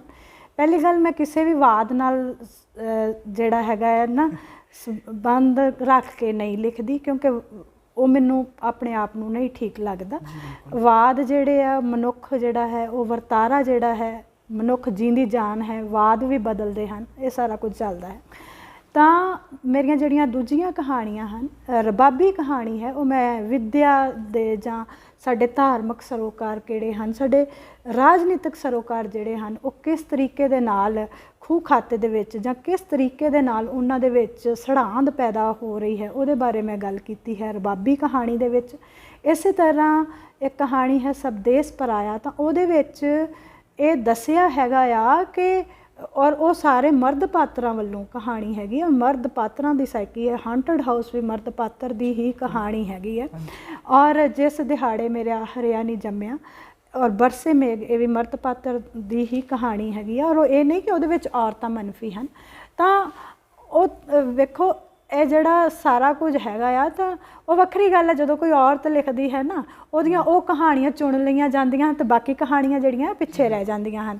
ਤਾਂ ਜਿਵੇਂ ਸਬਦੇਸ ਪਰਾਇਆ, ਜਿਵੇਂ ਮੈਂ ਰਬਾਬੀ ਬਾਰੇ ਗੱਲ ਕੀਤੀ ਹੈ, ਉਹਦੇ ਵਿੱਚ ਵਿੱਦਿਅਕ ਅਦਾਰਿਆਂ ਦਾ, ਉਹਦੇ ਵਿੱਚ ਰਾਜਨੀਤਿਕ, ਉਹਦੇ ਵਿੱਚ ਸਮਾਜਿਕ ਸਾਡੇ ਸਰੋਕਾਰ ਜਿਹੜੇ ਨੇ, ਕਿਵੇਂ ਧਾਰਮਿਕ ਅਦਾਰੇ ਜਿਹੜੇ ਨੇ ਉਹ ਆਪਣੀ ਪਛਾਣ ਗਵਾ ਰਹੇ ਹਨ, ਰਾਜਨੀਤਿਕ ਅਦਾਰਿਆਂ ਦੇ ਕਿਸ ਤਰੀਕੇ ਦੇ ਨਾਲ ਕਰਪਟ ਭ੍ਰਿਸ਼ਟ ਤੰਤਰ ਹੈ ਸਾਡਾ, ਉਹਦੇ ਬਾਰੇ ਗੱਲ ਕੀਤੀ ਹੈਗੀ ਹੈ। ਇਸੇ ਤਰ੍ਹਾਂ ਸਬਦੇਸ ਜਿਹੜਾ ਹੈਗਾ ਪਰਾਇਆ, ਉਹਦੇ ਵਿੱਚ ਮੈਂ ਗੱਲ ਕੀਤੀ ਹੈਗੀ ਹੈ ਕਿ ਜਦੋਂ ਅੱਜ ਦੇ ਸਿਨੈਰੀਓ ਦੇ ਵਿੱਚ ਸਾਰੇ ਲੋਕ ਜਿਹੜੇ ਨੇ ਉਹ ਬਾਹਰ ਜਾ ਰਹੇ ਹੈਗੇ ਆ, ਤਾਂ ਸਾਡੇ ਕੋਲ ਜਿਹੜੇ ਹੈ, ਅਸੀਂ ਜਦੋਂ ਇੱਥੇ ਰਹਿ ਜਾਂਦੇ ਹਾਂ, ਜਿਹੜੇ ਆਪਣੇ ਦੇਸ਼ਾਂ ਦੇ ਵਿੱਚ, ਕਈ ਵਾਰੀ ਤੁਸੀਂ ਆਪਣੇ ਦੇਸ਼ ਦੇ ਵਿੱਚ ਵੀ ਆਪਣੇ ਆਪ ਨੂੰ ਪਰਾਇਆ ਫੀਲ ਕਰਦੇ ਹੋ। ਜਦੋਂ ਤੁਹਾਨੂੰ ਢੰਗ ਦਾ ਰਹਿਣ ਸਹਿਣ ਨਹੀਂ ਮਿਲਦਾ, ਜਦੋਂ ਤੁਹਾਨੂੰ ਢੰਗ ਦੀ ਨੌਕਰੀ ਨਹੀਂ ਮਿਲਦੀ, ਜਦੋਂ ਤੁਹਾਡੀ ਆਪਣੀ ਹੀ ਔਲਾਦ ਜਿਹੜੀ ਹੈ ਤੁਹਾਨੂੰ ਬੇਪਛਾਣਾ ਕਰਨ ਲੱਗ ਜਾਂਦੀ ਹੈਗੀ ਹੈ, ਤਾਂ ਤੁਸੀਂ ਆਪਣੇ ਦੇਸ਼ ਅੰਦਰ ਜਿਹੜਾ ਹੈ ਉਹ ਪਰਾਇਆ ਫੀਲ ਕਰਦੇ ਹੋ। ਗੁਰਬਾਣੀ ਦੀ ਤੁਕ ਹੈ, ਮਨ ਪਰਦੇਸੀ ਜੇ ਥੀਏ ਸਭ ਦੇਸ ਪਰਾਇਆ। ਤਾਂ ਉਹ ਇਹਦੇ ਵਿੱਚ ਜਿਹੜੀ ਹੈ ਆਪਣੀ ਗੱਲ ਜਿਹੜੀ ਮੈਂ ਇਹੋ ਹੀ ਕਹਿਣ ਦੀ ਕੋਸ਼ਿਸ਼ ਕੀਤੀ ਹੈ ਕਿ ਜਦੋਂ ਮਾਪਿਆਂ ਵਰਗਾ ਦੇਸ਼ ਕਮਾਪਾ ਬਣ ਜਾਂਦਾ ਹੈਗਾ ਆ, ਤਾਂ ਉਸ ਸਮੇਂ ਇੱਕ ਜਿਹੜਾ ਇਨਸਾਨ ਹੈ, ਇੱਕ ਜਿਹੜੇ ਸਾਡੇ ਆਮ ਸਧਾਰਨ ਬੰਦਾ ਜਿਹੜਾ ਹੈ, ਉਹ ਆਪਣੇ ਹੀ ਦੇਸ਼ ਦੇ ਅੰਦਰ ਜਿਹੜਾ ਹੈ ਉਹ ਹਾਸ਼ੀਆ ਗ੍ਰਸਤ ਹੋ ਜਾਂਦਾ ਹੈ, ਮਿਨੀਮਾਈਜ਼ਡ ਹੋ ਜਾਂਦਾ ਹੈਗਾ। ਇਸ ਲਈ ਕਹਾਣੀਆਂ ਦੇ ਵਿੱਚ ਜਿਹੜੇ ਵਿਸ਼ੇ ਹਨ ਉਹ ਵੰਨ ਸੁਵੰਨੇ ਹੈਗੇ ਹੈ। ਤਾਂ ਉਹਦੇ ਵਿੱਚ ਸਿਰਫ ਨਾਰੀਵਾਦ ਹੀ ਨਹੀਂ ਆ, ਮਰਦਵਾਦ ਵੀ ਹੈਗਾ ਆ। ਮਰਦ ਆਪਣੀ ਹਉਮੈ ਜਿਹੜੀ ਹੈ ਉਹ ਕਿਸ ਤਰ੍ਹਾਂ ਕਾਇਮ ਕਰਦਾ ਹੈ, ਔਰ ਉਹ ਹਉਮੈ ਦੇ ਕਾਰਨ ਹੀ ਕਿਸ ਤਰ੍ਹਾਂ ਲਤਾੜਿਆ ਜਾਂਦਾ ਹੈਗਾ ਆ। ਔਰ ਔਰਤ ਮਰਦ ਦੇ ਸੁਭਾਅ ਦੀਆਂ ਮੇਰੇ ਆਪਣਾ ਇਹ ਵਿਜ਼ਨ ਹੈਗਾ, ਔਰ ਮੈਂ ਕਿਤੇ ਨਾ ਕਿਤੇ ਕਹਾਣੀਆਂ ਦੇ ਵਿੱਚ ਦੇਣ ਦੀ ਕੋਸ਼ਿਸ਼ ਵੀ ਕਰਦੀ ਹਾਂ ਕਿ ਔਰਤ ਮਰਦ ਦੇ ਸੁਭਾਅ ਦੀਆਂ ਆਪਣੀਆਂ ਖੂਬਸੂਰਤੀਆਂ ਹਨ। ਮਰਦ ਦੇ ਸੁਭਾਅ ਦੀ ਆਪਣੀ ਖੂਬਸੂਰਤੀ ਹੈ, ਔਰਤ ਦੇ ਸੁਭਾਅ ਦੀ ਆਪਣੀ ਖੂਬਸੂਰਤੀ ਹੈ। ਤਾਂ ਸਾਨੂੰ ਇਹਨਾਂ ਖੂਬਸੂਰਤੀਆਂ ਨੂੰ ਪਹਿਚਾਨ ਕਰਕੇ, ਮਹਿਸੂਸ ਕਰਕੇ ਇੱਕ ਸੋਹਣੇ ਢੰਗ ਦੇ ਨਾਲ ਰਿਸ਼ਤੇ ਜਿਹੜੇ ਹਨ ਉਹ ਕਾਇਮ ਕਰਨੇ ਚਾਹੀਦੇ ਹਨ। ਤਾਂ ਇਸ ਤਰ੍ਹਾਂ ਦਾ ਮੇਰਾ ਜਿਹੜਾ ਕਹਾਣੀਆਂ ਦਾ ਲਿਖਣ ਦਾ ਜਿਹੜਾ ਹੈਗਾ ਉਹ ਚੱਲਦਾ ਰਹਿੰਦਾ ਹੈ। ਉਹਦੇ ਵਿੱਚ ਤੁਸੀਂ ਭਾਵੇਂ ਇਹਨੂੰ ਨਾਰੀਵਾਦ ਨਾ ਕਰ, ਜਿਵੇਂ ਆਪਾਂ ਗੱਲ ਕਰੀਏ ਕਿ ਚੰਗਾ ਲੇਖਕ ਉਹੀ ਹੈ ਜੋ ਹਰ ਫੈਲਾਅ ਦੇ ਬਾਰੇ ਲਿਖਿਆ ਨਾ। ਥੋੜ੍ਹੀ ਜਿਹੀ ਜਿਹੜੀ ਥਿੰਕਿੰਗ ਪ੍ਰੋਸੈਸ ਹੈ ਉਹ ਕਿਸੇ ਕੌਮ ਪ੍ਰਤੀ ਜਾਂ ਕਿਸੇ ਸੂਬੇ ਪ੍ਰਤੀ ਡੋਮੀਨੇਟਿੰਗ ਨਾ ਹੋਵੇ। ਉਹ ਪੂਰੇ ਮਤਲਬ ਇੱਕ ਜਿਵੇਂ ਕਹਿੰਦੇ ਨਾ ਹਾਥੀ ਕੇ ਪਾਉ ਮੇ ਸਭ ਕਾ ਪਾਉ, ਮਤਲਬ ਉਹ ਹਰ ਇੱਕ ਚੀਜ਼ ਬਾਰੇ ਨੂੰ ਚੰਗੀ ਤਰ੍ਹਾਂ ਦਰਸਾਵੇ। ਬਿਲਕੁਲ। ਹਾਂਜੀ ਡਾਕਟਰ ਸਰਗੀ, ਇੱਕ ਲੇਖਕ ਦੀ ਜ਼ਿੰਦਗੀ ਦੇ ਵਿੱਚ ਇਨਾਮਾਂ ਦੀ ਕੀ ਇੰਪੋਰਟੈਂਸ ਹੈ? ਜਿਵੇਂ ਕਿ ਕੁਝ ਲੋਕ ਕਹਿੰਦੇ ਨੇ ਕਿ ਇਹਨਾਂ ਇਨਾਮਾਂ ਨੂੰ ਬੰਦ ਕਰ ਦੇਣਾ ਚਾਹੀਦਾ ਹੈ, ਪਰ ਤੁਹਾਨੂੰ ਕੀ ਲੱਗਦਾ ਹੈ ਕਿ ਇਹਨਾਂ ਇਨਾਮਾਂ ਨੂੰ ਬੰਦ ਕਰਨਾ ਚਾਹੀਦਾ ਹੈ ਜਾਂ ਫਿਰ ਨਹੀਂ? ਮੈਂ ਪਹਿਲਾਂ ਵੀ ਕਿਹਾ ਹੈ ਕਿ ਲੇਖਕ ਜਿਹੜਾ ਹੈ ਜਦੋਂ ਲਿਖ ਰਿਹਾ ਹੁੰਦਾ ਹੈ, ਕਹਾਣੀਆਂ ਲਿਖ ਰਿਹਾ ਹੁੰਦਾ ਹੈ, ਸਿਰਜ ਰਿਹਾ ਹੁੰਦਾ ਹੈ, ਤਾਂ ਉਹਦੇ ਜ਼ਿਹਨ 'ਚ ਇਹ ਨਹੀਂ ਹੁੰਦਾ ਕਿ ਉਹ ਇਨਾਮ ਉਸਨੇ ਹਾਸਲ ਕਰਨੇ ਹਨ। ਤਾਂ ਦੂਜੀ ਗੱਲ ਤੁਸੀਂ ਇਹ ਕਹੀ, ਜਦੋਂ ਵੇਖੋ ਦੋ ਤਰ੍ਹਾਂ ਜਿਹੜੀ ਹੈਗੀ ਹੈ ਨਾ, ਕਿ ਇਨਾਮ ਜੇ ਤੁਹਾਨੂੰ ਅਗਲਵਾਂਢੀ ਮਿਲਦੇ ਹਨ, ਇਨਾਮ ਜੇ ਤੁਹਾਨੂੰ ਲੱਗਦਾ ਹੈਗਾ ਆ ਕਿ ਹਾਂ ਮੇਰੀ ਇਹ ਕਿਤਾਬ ਜਿਹੜੀ ਹੈਗੀ ਹੈ ਕਿ ਇਹਨੂੰ ਇਹ ਹੱਕਦਾਰ ਹੈਗੀ, ਉਂਝ ਸਾਰੇ ਸਮਝਦੇ ਆ ਕਿ ਸਾਡੀਆਂ ਕਿਤਾਬਾਂ ਹੱਕਦਾਰ ਹੈ, ਚਲੋ ਉਸੇ ਤਰੀਕੇ ਨਾਲ ਮੈਂ ਵੀ ਸਮਝ ਲੈਂਦੀ ਹਾਂ ਕਿ ਇਨਾਮ ਦੇ ਹੱਕਦਾਰ ਸੀਗੀ ਅਤੇ ਇਸ ਨੂੰ ਇਨਾਮ ਮਿਲਿਆ, ਤਾਂ ਇਹ ਜਿਹੜੇ ਇਨਾਮ ਆ ਤੁਹਾਨੂੰ ਚੰਗੇ ਵੀ ਲੱਗਦੇ ਹੈਗੇ ਆ, ਤੁਹਾਡਾ ਹੌਸਲਾ ਅਫਜ਼ਾਈ ਕਰਦੇ ਹੈਗੇ ਆ ਇਨਾਮ। ਤਾਂ ਇੱਕ ਨਾ ਪ੍ਰੇਮ ਪ੍ਰਕਾਸ਼ ਹੋਰਾਂ ਨੇ ਬੜੀ ਸੋਹਣੀ ਗੱਲ ਕੀਤੀ ਸੀ ਇਨਾਮਾਂ ਬਾਰੇ ਪਿੱਛੇ ਜੇ ਜਦੋਂ ਜਤਿੰਦਰ ਹਾਸ ਹੋਰਾਂ ਨੂੰ ਮਿਲਿਆ ਤਾਂ ਅਸੀਂ ਉਹਨਾਂ ਨੂੰ ਮਿਲੇ ਤਾਂ ਉਹ ਕਹਿੰਦੇ ਕਿ ਇਨਾਮ ਜਿਹੜੇ ਆ ਨਾ ਇਹ ਸਹਿਣੇ ਔਖੇ ਹੁੰਦੇ ਆ, ਔਰ ਉਹਨਾਂ ਦੇ ਵਿੱਚ ਨਾ ਕਿਤੇ ਉਹ ਸਾਨੂੰ ਸਾਡੀ ਅਗਲੀ ਪੀੜ੍ਹੀ ਨੂੰ ਹੀ ਇਹ ਦੱਸ ਰਹੇ ਸੀ, ਉਹਨਾਂ ਕੋਲ ਤਾਂ ਬਹੁਤ ਤਜਰਬਾ ਹੈ, ਸਾਹਿਤ ਅਕਾਦਮੀਆਂ ਦੇ ਵਿੱਚ ਉਹ ਰਹੇ ਹੈਗੇ ਆ। ਤਾਂ ਉਹ ਜਦੋਂ ਕਹਿੰਦੇ ਨਾ ਸਹਿਣੇ ਔਖੇ ਹੁੰਦੇ ਆ, ਮਤਲਬ ਕਿ ਜਦੋਂ ਇਨਾਮ ਮਿਲਦਾ ਆ ਤਾੜੀਆਂ ਵੱਜਦੀਆਂ ਹਨ ਤਾਂ ਉਹਨਾਂ ਤਾੜੀਆਂ ਨੂੰ ਇੱਕ ਮੁਕਟ ਵਾਂਗੂ ਹੀ ਨਹੀਂ ਸਜਾ ਲੈਣਾ, ਤੁਸੀਂ ਅੱਗੇ ਵੀ ਜਾਣਾ ਹੈ, ਅੱਗੇ ਵੀ ਵਧਣਾ ਹੈ, ਅੱਗੇ ਹੋਰ ਅੱਖਰ ਤੁਹਾਨੂੰ ਉਡੀਕਦੇ ਪਏ ਹਨ ਕਿ ਸਾਨੂੰ ਵੀ ਸਫ਼ਿਆਂ 'ਤੇ ਰੂਪਮਾਨ ਕਰੋ। ਔਰ ਜਦੋਂ ਅਸੀਂ ਇਸ ਤਰ੍ਹਾਂ ਦੀਆਂ ਤਾੜੀਆਂ ਦੇ ਵਿੱਚ ਹੀ ਮਸ਼ਰੂਫ ਹੋ ਜਾਵਾਂਗੇ ਤਾਂ ਉਹ ਇਨਾਮ ਵਾਕਿਆ ਸਹਿਣੇ ਜਿਹੜੇ ਆ ਔਖੇ ਹੋ ਜਾਂਦੇ, ਕਿਉਂਕਿ ਇਹ ਤੁਹਾਡਾ ਮੋਮੈਂਟਮ ਹੈਗਾ ਨਾ। ਕਦੀ ਤਾਂ ਤੁਸੀਂ ਬਹੁਤ ਸੋਹਣਾ ਲਿਖ ਲੈਂਦੇ ਹੋ, ਕਦੀ ਤੁਹਾਨੂੰ ਲੱਗਦਾ ਹੈ ਕਿ ਨਹੀਂ ਗੱਲ ਜਿਹੜੀ ਹੈ ਲੇਖਕ ਵੀ ਉਹ ਹੈ, ਕਹਾਣੀਆਂ ਉਹੀ ਲੇਖਕ ਲਿਖ ਰਿਹਾ ਹੈ, ਪਰ ਕਈ ਵਾਰੀ ਕਹਾਣੀ ਦੇ ਵਿੱਚ ਉਹ ਗੱਲ ਨਹੀਂ ਬਣਦੀ। ਤਾਂ ਉਸ ਤਰੀਕੇ ਦੇ ਨਾਲ ਫਿਰ ਜਿਹੜਾ ਹੈਗਾ ਆ ਕਿ ਲੇਖਕ ਨੂੰ ਜ਼ਰੂਰ ਇਹ ਜਿਹੜੇ ਇਨਾਮ ਹੁੰਦੇ ਆ ਨਾ ਤੁਹਾਡੀ ਪਿੱਠ ਥਾਪੜਦੇ ਹਨ, ਤਾਂ ਉਹ ਪਿੱਠ ਥਾਪੜਨ ਦੇ ਨਾਲ ਇੱਕ ਹੋਰ ਅੱਗੇ ਤੋਂ ਆਪਣੀ ਇੱਕ ਜ਼ਿੰਮੇਵਾਰੀ ਨਾਲ ਲੈ ਕੇ ਗੱਲ ਨੂੰ ਅੱਗੇ ਤੋਰਨਾ ਜਿਹੜਾ ਹੈ ਉਹ ਮੈਂ ਸਮਝਦੀ ਹਾਂ ਕਿ ਜ਼ਿਆਦਾ ਵਧੀਆ ਹੁੰਦਾ ਹੈ। ਫਿਰ ਹੀ ਇਹ ਇਨਾਮ ਸਨਮਾਨ ਜਿਹੜੇ ਆ ਚੰਗੇ ਲੱਗਦੇ ਆ। ਅਤੇ ਜੇ ਅਸੀਂ ਟਰੋਫੀ ਲੈ ਕੇ ਅਤੇ ਉਹਨੂੰ ਸਿਰਫ ਆਪਾਂ ਘਰਾਂ ਦੇ ਵਿੱਚ ਇੱਕ ਸਜਾਉਣ ਦਾ ਆਪਾਂ ਕਰ ਲੈਂਦੇ ਹਾਂ ਤਾਂ ਆਪਣੀਆਂ ਲਿਖਤਾਂ ਵੱਲ ਜਾਂ ਉਹਦੇ ਵੱਲ ਧਿਆਨ ਨਹੀਂ ਦਿੰਦੇ ਤਾਂ ਕਹਾਣੀਆਂ ਤੁਹਾਡੇ ਨਾਲ ਉਹ ਰੁੱਸ ਜਾਂਦੀਆਂ ਹਨ। ਕਹਾਣੀਆਂ ਜਿਹੜੀਆਂ ਹਨ ਉਹ ਇਨਾਮਾਂ ਦੀਆਂ ਮੁਹਤਾਜ ਜਾਂ ਕਹਾਣੀਕਾਰ ਜਿਹੜੇ ਹਨ ਉਹ ਇਨਾਮਾਂ ਕਰਕੇ ਨਹੀਂ ਲਿਖਦੇ ਜਿੰਨਾ ਕਿ ਮੈਨੂੰ ਮੈਂ ਆਪਣੇ ਬਾਰੇ ਸੋਚਦੀ ਹਾਂ। ਪਰ ਜੇ ਕੋਈ ਅਗਲਵਾਂਢੀ ਹੋ ਕੇ ਤੁਹਾਨੂੰ ਥਾਪੜਾ ਦਿੰਦਾ ਹੈ ਤਾਂ ਤੁਹਾਨੂੰ ਆਪਣੇ ਆਪ 'ਤੇ ਵੀ ਰਸ਼ਕ ਆਉਂਦਾ ਹੈ ਅਤੇ ਤੁਹਾਨੂੰ ਆਪਣੀਆਂ ਕਹਾਣੀਆਂ 'ਤੇ ਵੀ ਆਉਂਦਾ ਹੈ, ਤਾਂ ਕਹਾਣੀਆਂ 'ਚ ਸਿਰਜੇ ਪਾਤਰ ਵੀ ਤੁਹਾਨੂੰ ਸੋਹਣੇ ਲੱਗਦੇ। ਡਾਕਟਰ ਸਾਹਿਬ, ਮੈਂ ਥੋੜੀ ਇਨਾਮਾਂ ਵਾਲੀ ਗੱਲ ਨੂੰ ਥੋੜਾ ਜਾਰੀ ਰੱਖਣਾ ਚਾਹੂੰਗਾ। ਜਿਵੇਂ ਕਿ ਸਾਡੇ ਪੰਜਾਬ ਵਿੱਚ ਕਿਸੇ ਵੀ ਪ੍ਰਸਿੱਧ ਲੇਖਕ ਨੂੰ ਜਾਂ ਕੋਈ ਆਮ ਲੇਖਕ ਜਾਂ ਕੋਈ ਉੱਭਰਦਾ ਹੋਇਆ ਲੇਖਕ ਜਿਸ ਨੂੰ ਕਿ ਕੋਈ ਅਵਾਰਡ ਮਿਲ ਜਾਂਦਾ ਜਾਂ ਕੋਈ ਇਨਾਮ ਮਿਲਦਾ, ਠੀਕ ਹੈ, ਤਾਂ ਉਹਦੇ ਬਾਰੇ ਲੋਕ ਆਲੋਚਨਾ ਕਰਨੀ ਸ਼ੁਰੂ ਕਰ ਦਿੰਦੇ ਹਨ ਕਿ ਇਹਨੂੰ ਇਨਾਮ ਕਿੱਦਾਂ ਮਿਲਿਆ, ਇਹਦੀ ਕਹਾਣੀ ਉਸ ਪੈਰਾਮੀਟਰਸ ਨੂੰ ਪੂਰਾ ਕਰਦੀ ਵੀ ਨਹੀਂ ਸੀ ਤਾਂ ਵੀ ਇਹਨੂੰ ਅਵਾਰਡ ਮਿਲ ਗਿਆ। ਕੀ ਤੁਹਾਨੂੰ ਵੀ ਜਿਵੇਂ ਢਾਹਾਂ ਅਵਾਰਡ ਮਿਲਿਆ ਤਾਂ ਤੁਹਾਨੂੰ ਵੀ ਕਿਸੇ ਆਲੋਚਨਾ ਦਾ ਸ਼ਿਕਾਰ ਹੋਣਾ ਪਿਆ? ਰਾਜਵੀਰ, ਵੇਖੋ ਜਿਹੜਾ ਸਾਡਾ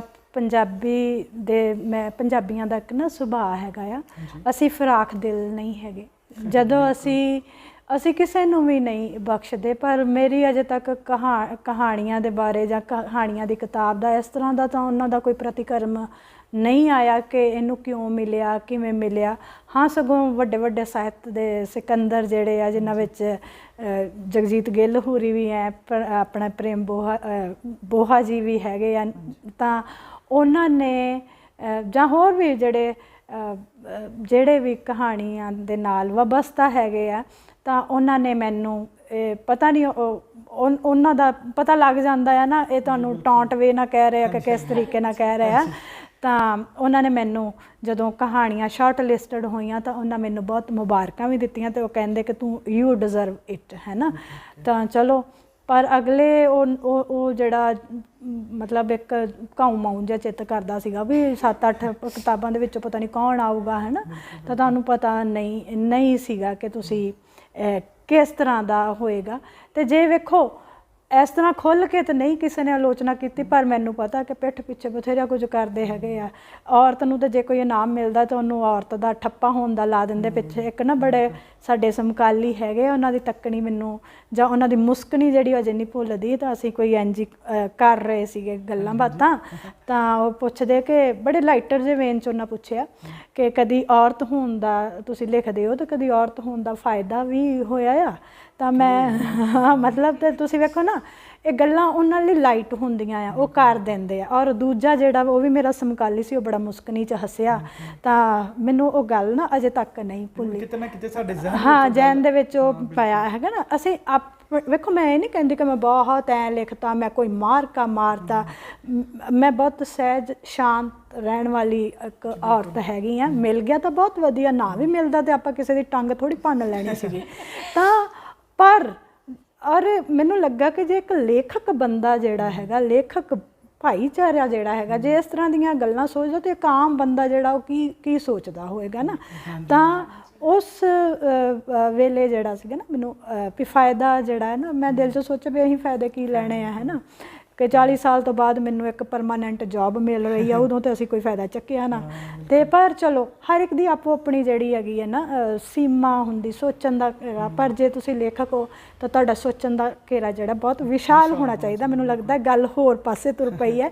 ਅਜੇ ਤੱਕ ਤਾਂ ਕੋਈ ਇਸ ਤਰ੍ਹਾਂ ਦੀ ਆਲੋਚਨਾ ਨਹੀਂ ਹੋਈ, ਪਰ ਹਾਂ ਕਈ ਲੋਕ ਇਸ ਤਰ੍ਹਾਂ ਕਹਿੰਦੇ ਸੀਗਾ ਕਿ ਸਰਗੀ ਨੂੰ ਇਨਾਮ ਮਿਲਣਾ ਆ, ਸਰਗੀ ਦੀ ਸੈਟਿੰਗ ਹੋ ਗਈ ਹੈ। ਤਾਂ ਮੈਂ ਇਸ ਜਿਊਰੀ ਮੈਂਬਰ ਦਾ ਹਿੱਸਾ ਵੀ ਰਹੀ ਹਾਂ। ਤਾਂ ਮੈਨੂੰ ਐਂ ਲੱਗਦਾ ਸੀਗਾ ਕਿ ਕਈਆਂ ਨੂੰ ਬਿਲਕੁਲ ਕੁਝ ਵੀ ਨਹੀਂ ਪਤਾ, ਪਰ ਉਹ ਬੋਲਣਾ ਜਿਹੜਾ ਆ ਉਹ ਹੱਕ ਸਮਝਦੇ ਆ। ਪੈਰਾਮੀਟਰਸ ਬਾਰੇ ਨਹੀਂ ਪਤਾ ਕਿ ਹਾਂ ਕਿਸ ਤਰ੍ਹਾਂ ਹਾਂ ਇੱਕ ਕਿਤਾਬ ਕਿ ਉਹ ਬੋਲਣਾ ਆਪਣਾ ਹੱਕ ਸਮਝਦੇ ਆ ਤੇ ਉਹ ਬੋਲ ਰਹੇ ਆ, ਹੈ ਨਾ। ਤਾਂ ਦੈਨ ਲੈਟ ਦਮ ਬੋਲਣ ਤੇ ਬੋਲਣ ਦਾ ਉਹਨਾਂ ਨੂੰ। ਤਾਂ ਕੀ ਕਹਿੰਦੇ ਹੁੰਦੇ ਆ, ਕੰਮ ਆਪਣਾ ਕਰੀ ਜਾ ਚੁੱਪ ਕਰਕੇ ਤੇ ਲੋਕਾਂ ਨੂੰ ਬੋਲਣ ਦੇ। ਸੋ ਇਸ ਤਰੀਕੇ ਦੇ ਨਾਲ ਜਿਹੜਾ ਆ ਉਹ ਚੀਜ਼ਾਂ ਨੂੰ ਲੈਣਾ ਚਾਹੀਦਾ ਆ ਸਾਨੂੰ। ਜੇ ਵੇਖੋ ਕਿਸੇ ਨੂੰ ਇਨਾਮ ਮਿਲਦਾ ਹੈ ਨਾ, ਤਾਂ ਕਿਸੇ ਨੂੰ ਨਹੀਂ ਮਿਲਦਾ, ਆਪਾਂ ਲਿਖਦੇ ਹਾਂ, ਹੈ ਨਾ, ਤਾਂ ਕੰਪੈਰੀਜ਼ਨ ਕਰ ਲਓ ਕਿ ਕੀ ਇਹ ਕਿਤਾਬ ਨੂੰ ਮਿਲਣਾ ਚਾਹੀਦਾ ਸੀ ਤਾਂ ਕੀ ਇਹ ਨਹੀਂ। ਮੈਨੂੰ ਲੱਗਦਾ ਕਿਸੇ ਨੇ ਕਰ ਲਿਆ ਹੋਣਾ ਹੈ ਜਿਹੜਾ ਇੰਨਾ ਬਹੁਤ ਰੌਲਾ ਰੱਪਾ ਨਹੀਂ ਪਿਆ। ਪਰ ਮੈਨੂੰ ਐਂ ਲੱਗਦਾ ਆ ਕਿ ਜਿਹੜੇ ਇਨਾਮ ਹੈ ਨਾ, ਲਿਖਣਾ ਨਾ ਛੱਡੋ। ਜੇ ਤੁਹਾਡੇ ਕੋਲ ਸੋਹਣੀਆਂ ਗੱਲਾਂ ਆ ਤਾਂ ਉਹਨਾਂ ਨੂੰ ਆਉਣ ਦਿਓ। ਜਦੋਂ ਤੁਸੀਂ ਮਨ ਦੇ ਵਿੱਚ ਕੜਤ ਨਾ ਲਾਓਗੇ, ਜਦੋਂ ਤੁਸੀਂ ਮਨ ਦੇ ਵਿੱਚ ਈਰਖਾਲੂ ਜੀਆਂ ਇੱਕ ਟਿੱਪਣੀਆਂ ਦਾਓਗੇ, ਜਦੋਂ ਤੁਸੀਂ ਬੜਾ ਹੀ ਕੁਝ ਆਪਣੀਆਂ ਜਿਹੜੀ ਕ੍ਰੀਏਟਿਵਿਟੀ ਹੈ ਮਾੜੇ ਪਾਸੇ ਲੈ ਜਾਓਗੇ, ਤਾਂ ਕਹਾਣੀਆਂ ਤੁਹਾਡੇ ਕੋਲ ਨਹੀਂ ਆਉਣਗੀਆਂ। ਮੈਂ ਆਪਣੇ ਜਿਹੜੇ ਵੀ ਮੇਰੇ ਨਾਲ ਲਿਖਦੇ ਨੇ, ਮੈਂ ਉਹਨਾਂ ਨੂੰ ਕਹਿਣਾ ਚਾਹੁੰਦੀ ਕਿ ਕਹਾਣੀਆਂ ਜਿਹੜੀਆਂ ਹੈ ਨਾ ਉਹ ਤੁਹਾਡੇ ਕੋਲ ਬਹੁਤ ਨਿਰਸ਼ਲ ਜੇ ਇਨੋਸੈਂਟ ਜੇ ਹੋ ਕੇ ਤੁਰਦੇ ਰਹੋ ਤਾਂ ਕਹਾਣੀਆਂ ਆਉਂਦੀਆਂ ਆ। ਕ੍ਰੀਏਟੀਵਿਟੀ ਖਤਮ ਹੋ ਜਾਂਦੀ ਹੈ। ਹਾਂ, ਤੁਹਾਡੀ ਜਿਹੜੀ ਵੇਖੋ ਦੋ ਹੀ ਗੱਲਾਂ ਨਾ, ਜੇ ਫਿਰ ਤੁਹਾਡੀ ਕ੍ਰੀਏਟਿਵਿਟੀ ਜਿਹੜੀ ਹੈ ਨਾ ਉਹ ਖਤਮ ਹੋ ਜਾਂਦੀ ਹੈ ਜਦੋਂ ਤੁਸੀਂ ਫਜ਼ੂਲ ਦੀਆਂ ਗੱਲਾਂ ਵੱਲ ਆਪਣਾ ਜਿਹੜਾ ਧਿਆਨ ਜਾਂਦੇ ਹੋ। ਮੈਨੂੰ ਮਿਲ ਗਿਆ ਜਾਂ ਕਿਸੇ ਹੋਰ ਨੂੰ ਵੀ ਮਿਲਦਾ ਤਾਂ ਮੈਂ ਇਹ ਵੇਖਣਾ ਸੀਗਾ ਕਿ ਹਾਂ ਉਹਦੀ ਕਿਤਾਬ 'ਚ ਆਹ ਵਾਲਾ ਕੁਝ ਜ਼ਿਆਦਾ ਸੀਗਾ, ਮੇਰੀ ਪਿੱਛੇ ਰਹਿ ਗਈ ਹੈ ਕਿਤਾਬ। ਤਾਂ ਪਰ ਆਪਣਾ ਲਿਖਣ ਧਰਮ ਨਹੀਂ ਛੱਡਣਾ ਚਾਹੀਦਾ। ਤਾਂ ਕਈ ਆਪਾਂ ਉਲ ਜਲੂਲ ਗੱਲਾਂ ਬੋਲਦੇ ਹਾਂ, ਪੋਸਟਾਂ ਪਵਾਉਂਦੇ ਹਾਂ, ਪੋਸਟਾਂ ਲਿਖਦੇ ਹਾਂ, ਫਿਰ ਆਪਾਂ ਲੋਕਾਂ ਨੂੰ ਕਹਿੰਦੇ ਹਾਂ ਕਿ ਕਮੈਂਟ ਕਰੋ, ਆਹ ਕਰੋ, ਉਹ ਕਰੋ। ਤਾਂ ਉਹਦੇ ਨਾਲ ਜਿਹੜਾ ਹੈਗਾ ਨਾ, ਕਿਉਂਕਿ ਵੇਖੋ ਇਹ ਪੰਜਾਬੀ ਜਿਹੜੇ ਲਿਖਣ ਵਾਲੇ ਲੋਕ ਬਹੁਤ ਘੱਟ ਹੈਗੇ ਆ। ਤਾਂ ਉਹ ਜਦੋਂ ਮਤਲਬ ਗੱਲ ਤਾਂ ਥੋੜ੍ਹੀ ਜਿਹੀ ਨਿੱਜੀ ਹੈਗੀ ਹੈ ਕਿ ਜਦੋਂ ਕੋਈ ਸਾਡੀ ਕਹਾਣੀ ਛਪਦੀ ਹੈ ਤਾਂ ਉਹ ਕਿਸੇ ਨਾ ਕੋਈ ਪੋਸਟ ਪਾ ਦਿੰਦਾ ਆ, ਟਿੱਪਣੀ ਪਾ ਦਿੰਦਾ ਹੈ ਕਿ ਬੜੀ ਸੋਹਣੀ ਕਹਾਣੀ। ਤਾਂ ਸਾਡੇ ਜਿਹੜੇ ਵੱਡੇ ਵਡੇਰੇ ਜਿਹੜੇ ਸਾਡੇ ਬਾਪ ਦੀ ਉਮਰ ਜਾਂ ਬੰਦੇ ਜਾਂ ਬੰਦੀਆਂ ਨੇ, ਉਹਨੂੰ ਪੁੱਛਣ ਲੱਗ ਪੈਂਦਾ ਕਿ ਇਹ ਸੱਚੀ ਏਡੀ ਵੱਡੀ ਕਹਾਣੀ ਸੀਗੀ, ਇਹਦੇ 'ਚ ਕਿੱਡੀ ਕੁ ਵੱਡੀ ਗੱਲ ਸੀਗੀ। ਮਤਲਬ ਕਿ ਵੇਖੋ, ਤਾਂ ਮੈਨੂੰ ਐਂ ਲੱਗਦਾ ਹੁੰਦਾ ਆ ਕਿ ਜੇ ਅਸੀਂ ਲੇਖਕ ਹਾਂ ਤਾਂ ਅਸੀਂ ਇੰਨੇ ਛੋਟੇ ਕਿਉਂ ਹੋ ਜਾਂਦੇ ਹਾਂ। ਵੱਡੇ ਦਿਲ ਰੱਖੋ, ਵੱਡਾ ਲਿਖੋ, ਹੋਰ ਸੋਚੋ, ਸੋਹਣਾ ਲਿਖੋ। ਔਰ ਮਤਲਬ ਮੇਰਾ ਜੋ ਹੈ ਕਿ ਮੇਰੇ ਜਿਹੜੇ ਸਮਕਾਲੀ ਹੈਗੇ ਆ, ਜਦੋਂ ਵੀ ਉਹ ਕਿਤੇ ਸੋਹਣਾ ਲਿਖਦੇ ਆ ਤਾਂ ਮੈਂ ਉਹਨਾਂ ਨੂੰ ਜ਼ਰੂਰ ਫੋਨ ਕਰਦੀ ਹਾਂ ਕਿ ਕਮਾਲ, ਮੈਨੂੰ ਕਿਉਂ ਨਹੀਂ ਇਹੋ ਜਿਹੀ ਕਹਾਣੀ ਸੁਝੀ। ਤਾਂ ਮੈਨੂੰ ਲੱਗਦਾ ਕਿ ਸਭ ਨੂੰ ਇਸੇ ਤਰੀਕੇ ਦੇ ਨਾਲ ਜਿਹੜਾ ਹੈ ਉਹ ਗੱਲ ਕਰਨੀ ਚਾਹੀਦੀ ਹੈਗੀ ਹੈ। ਤਾਂ ਵੱਡੇ ਦਿਲ ਦੇ ਨਾਲ ਜੇ ਆਪਾਂ ਲੇਖਕ ਹਾਂ ਤਾਂ ਸਾਡੇ ਕੋਲ ਲੱਗਣਾ ਚਾਹੀਦਾ, ਲੇਖਕ ਵਰਗੀ ਖੁਸ਼ਬੂ ਵੀ ਆਉਣੀ ਚਾਹੀਦੀ ਹੈ। ਤੇ ਜੇ ਸਾਨੂੰ ਲੱਗੇ ਕਿ ਇਹ ਲੇਖਕ ਨੇ, ਇਹ ਲਿਖਦੇ ਤਾਂ ਕੁਝ ਹੋਰ ਨੇ ਤੇ ਲੱਗਦੇ ਕੁਝ ਹੋਰ ਹਨ, ਤਾਂ ਉਹ ਹਾਂ ਅਸਲ ਜ਼ਿੰਦਗੀ ਵਿੱਚ ਕੁਝ ਹੋਰ ਹੈ, ਤਾਂ ਉਹ ਫਿਰ ਕੋਈ ਬਹੁਤੀ ਗੱਲ ਜਿਹੜੀ ਹੈ ਬਣਦੀ ਨਹੀਂ ਹੈਗੀ। ਤਾਂ ਜਿਵੇਂ ਕਿ ਤੁਸੀਂ ਇੱਕ ਜੂਰੀ ਮੈਂਬਰ ਵੀ ਰਹੇ ਹੋ, ਕਈ ਲੇਖਕਾਂ ਨੂੰ ਇਹ ਗਿਲਾ ਸ਼ਿਕਵਾ ਰਹਿੰਦਾ ਹੈ ਕਿ ਸਾਡੀ ਕਿਤਾਬ ਨਹੀਂ ਜਿੱਤੀ ਜਾਂ ਫਿਰ ਸ਼ਾਰਟ ਲਿਸਟਡ ਨਹੀਂ ਹੋਈ। ਸੋ ਤੁਸੀਂ ਸਾਡੇ ਦਰਸ਼ਕਾਂ ਨੂੰ ਇਹ ਦੱਸੋ ਕਿ ਅਜਿਹੇ ਕਿਹੜੇ ਪੈਰਾਮੀਟਰਸ ਹੁੰਦੇ ਨੇ ਜਿਨ੍ਹਾਂ ਦੇ ਅਕੋਰਡਿੰਗਲੀ ਇੱਕ ਕਿਤਾਬ ਨੂੰ ਜਿਤਾਇਆ ਜਾਂਦਾ ਹੈ ਜਾਂ ਫਿਰ ਉਹਨੂੰ ਸ਼ਾਰਟ ਲਿਸਟ ਕੀਤਾ ਜਾਂਦਾ ਹੈ। ਵੇਖੋ, ਮੈਂ 2019 ਦੇ ਵਿੱਚ ਜਦੋਂ ਪ੍ਰੇਮਾਨ ਹੋਰੀ ਚੇਅਰਮੈਨ ਸੀਗੇ ਤਾਂ ਮੈਂ ਰਹੀ ਹਾਂ ਜਿਊਰੀ ਮੈਂਬਰ ਸੀਗੀ। ਤਾਂ ਅਸੀਂ 3 ਜਿਊਰੀ ਮੈਂਬਰ ਸੀਗੇ। ਗੁਰਮੁਖੀ ਦੇ ਵਿੱਚ ਸ਼ਾਹਮੁਖੀ ਦੇ ਵੱਖਰੇ ਹੁੰਦੇ ਆ, ਫਿਰ ਇੱਕ ਸੈਂਟਰਲ ਜਿਊਰੀ ਹੁੰਦੀ ਹੈ। ਤਾਂ ਉਹਦੇ ਵਿੱਚ ਜਿਹੜੀ ਕਿਤਾਬ ਦਾ ਆ ਜਾਣਾ ਇੱਕ ਬੰਦੇ ਦੇ ਹੱਥ ਵੱਸ ਨਹੀਂ ਹੁੰਦਾ। ਇਸ ਲਈ ਜਿਵੇਂ ਉਹ ਕਹਿ ਦਿੰਦੇ ਆ ਕਿ ਸੈਟਿੰਗ ਹੋ ਗਈ, ਕਿ ਇੱਕ ਬੰਦਾ ਕਿੱਡਾ ਕੁ ਹਰਫੁਲ ਮੌਲਾ ਹੋਊਗਾ ਵੀ ਇੰਨੇ ਜਣਿਆਂ ਨਾਲ ਜਾ ਕੇ ਸੈਟਿੰਗ ਕਰੇਗਾ, ਹੈ ਨਾ। ਤਾਂ ਮੈਂ ਤੁਹਾਡੇ ਥੋੜ੍ਹਾ ਜਿਹਾ ਇਜ਼ਾਫਾ ਕਰਦੀ ਹਾਂ ਕਿ ਜਦੋਂ ਆ ਪ੍ਰੋਸੈਸ ਚੱਲ ਰਿਹਾ ਸੀਗਾ ਨਾ, ਤਾਂ ਕਿਤਾਬਾਂ ਜਿਹੜੀਆਂ ਸੀ ਸ਼ਾਇਦ ਉਹਨਾਂ ਨੇ 20% ਜਿਹੜੀਆਂ ਕਿ 5% ਜਿਹੜੀਆਂ ਕਿਤਾਬਾਂ ਸ਼ਾਰਟ ਲਿਸਟਡ ਕਰਨੀਆਂ ਹੁੰਦੀਆਂ ਹੈਗੀਆਂ। ਤਾਂ ਉਹ ਸ਼ਾਰਟ ਲਿਸਟਡ ਕਿਤਾਬਾਂ ਦੇ ਵਿੱਚ ਕਈਆਂ ਨੇ ਐਵੇਂ ਕੀਤਾ ਕਿ ਜੇ ਦਲਬੀਰ ਚੇਤਨ ਯਾਦਗਾਰੀ ਪੁਰਸਕਾਰ ਵਾਲੀਆਂ ਕਿਤਾਬਾਂ ਇਹਦੇ ਵਿੱਚ ਕਿਉਂ ਨਹੀਂ ਆਈਆਂ ਨਾ।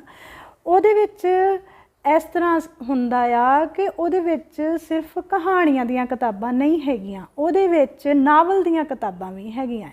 ਤਾਂ ਉਹ ਕਈ ਵਾਰੀ ਉਹਨੂੰ ਹੋ ਸਕਦਾ ਆ ਕਿ ਜਿਹੜੇ ਮੈਂ ਵੇਖੋ ਨਾਵਲ ਪੜ੍ਹੇ ਨਹੀਂ ਆ, ਜਦੋਂ ਤੱਕ ਮੈਂ ਪੜ੍ਹੇ ਨਹੀਂ ਆ ਮੈਂ ਨਹੀਂ ਕਰ ਸਕਦੀ ਵੀ ਆਹ ਕਿਤਾਬ ਜ਼ਿਆਦਾ ਵਧੀਆ ਕਿ ਉਹ ਵਧੀਆ ਘਟਿਆ ਹੈਗਾ ਨਾ। ਤਾਂ ਉਹਦੇ ਵਿੱਚ ਜਿਹੜਾ ਹੈ ਨਾ ਹੋ ਸਕਦਾ ਆ ਉਹਨਾਂ ਨੇ ਉਹਨਾਂ ਨੂੰ ਪਲੇਸ ਜਿਹੜਾ ਹੈਗਾ ਆ ਉਹਨਾਂ ਨੂੰ ਕਰ ਲਿਆ ਹੋਵੇ, ਉਹਨਾਂ ਦੀ ਜਗ੍ਹਾ ਉਹਨਾਂ ਨੇ ਲੈ ਲਈ ਹੋਵੇ। ਤਾਂ ਇਹ ਜਿਹੜਾ ਆ ਉਹਦੇ ਵਿੱਚ ਜਦੋਂ ਜਿੰਨਾ ਕੁ ਮੈਨੂੰ ਪਤਾ ਹੈ ਗੁਰਮੁਖੀ ਲਿਪੀ ਦੇ ਵਿੱਚ ਪੈਰਾਮੀਟਰ ਹੋ ਸਕਦਾ ਉਹਨਾਂ ਦੇ ਬਦਲਦੇ ਰਹਿੰਦੇ ਹੋਣ। ਕਿਤਾਬਾਂ ਨੂੰ ਨਿਊਨੈਸ, ਡੈਪਥ, ਰਿਚ ਆਫ ਲੈਂਗੁਏਜ, ਤਾਂ ਉਹਦੇ ਵਿੱਚ ਇੱਕ ਹੋਰ ਗੱਲ ਹੈਗੀ ਹੈ ਰਿਚ ਆਫ ਮਾਈਲਸਟੋਨ। ਤਾਂ ਇਸ ਤਰ੍ਹਾਂ ਦੀਆਂ ਨਾ ਬੜੀਆਂ ਹੀ ਆਉਂਦੀਆਂ ਆ ਸਾਰੀਆਂ ਟਰਮਸ। ਤਾਂ ਉਹਦੇ ਵਿੱਚ 3 ਜਿਹੜੇ ਹੈਗੇ ਆ ਅਸੀਂ ਜਿਵੇਂ ਮੈਂ ਦੱਸਿਆ ਕਿ ਮੈਂ ਬਲਦੇਵ ਧਾਲੀਵਾਲ ਹੋ ਰਹੀ ਸੀ, ਮੈਂ ਸੀ ਆਤਮ ਰੰਧਾਵਾ ਹੋ ਰਹੀ ਸੀਗੇ। ਤਾਂ ਉਹਦੇ ਵਿੱਚ ਸਪੋਜ਼ ਜਿੰਨੇ ਵੀ ਇਹ ਲੋਕ ਸੀਗੇ ਤਾਂ ਹੋ ਸਕਦਾ ਆ ਮੈਂ 2 ਨੂੰ ਜ਼ਿਆਦਾ ਨੰਬਰ ਦਿੱਤੇ ਆ, ਹੈ ਨਾ, 1 ਨੂੰ ਘੱਟ ਦਿੱਤੇ ਆ, ਤਾਂ ਅਗਲਿਆਂ ਨੇ ਉਹਨਾਂ ਨੂੰ 2 ਨੂੰ ਜ਼ਿਆਦਾ ਦਿੱਤੇ ਹੋਣ, 1 ਨੂੰ ਘੱਟ ਦਿੱਤੇ ਹੋਣ। ਜਾਂ ਮੇਰੀਆਂ 6 ਕਿਤਾਬਾਂ ਕੁਝ ਹੋਰ ਸੀ, ਦੂਜਿਆਂ ਉਹ ਸਿਰਫ ਮੇਰੀ ਹੀ ਪਸੰਦ ਹੋ ਸਕਦੀ ਆ, ਦੂਜਿਆਂ ਦੀ ਉਹ ਪਸੰਦ ਨਹੀਂ ਆ। ਤਾਂ ਜੇ ਉਹ ਕਿਤਾਬ ਤਿੰਨਾਂ ਦੀ ਪਸੰਦ ਨਹੀਂ ਆ ਤਾਂ ਪਹਿਲੇ ਗੇੜ ਵਿੱਚ ਹੀ ਆਊਟ ਹੋ ਜਾਂਦੀ ਆ, ਫਿਰ ਅੱਗੇ ਤੱਕ ਪਹੁੰਚਦੀ ਹੀ ਨਹੀਂ ਹੈ।